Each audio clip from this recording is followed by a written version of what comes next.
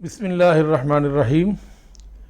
मशहूर सूफ़ी बुज़ुर्ग मौलाना जलालुद्दीन रूमी रहमतुल्लाह तआला अलैह फरमाते हैं, अगर तुम्हें बादशाह किसी ख़ास काम से कहीं भेजे तो तुम रास्ते में और बहुत से काम करते रहो और वो ख़ास काम न करो, वो काम करना तुम भूल जाओ, तो बताओ क्या बादशाह तुमसे खुश होगा? हरगिज़ नहीं, वो कभी भी तुमसे खुश नहीं होगा।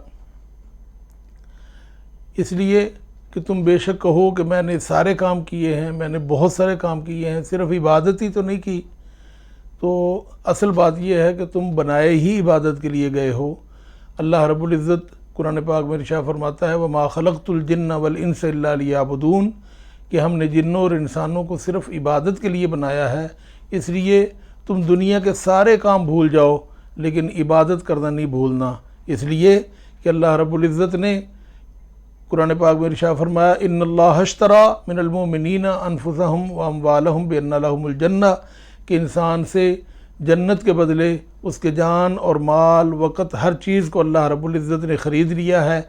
अब तुम इन चीज़ों को जन्नत के लिए इस्तेमाल करो।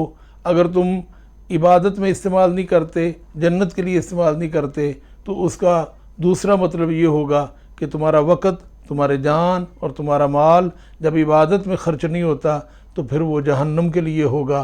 तो ऐसा काम हरगिज़ न करो जो तुम्हें जन्नत से दूर कर दे और जहन्नम में लेकर चला जाए। अल्लाह रब्बुल इज़्ज़त हम सब को हमेशा सीधे रास्ते पर चलने की तौफ़ीक़ अता फ़रमाए और अपनी इबादत का ज़ौक़ और शौक़ अता फ़रमाए।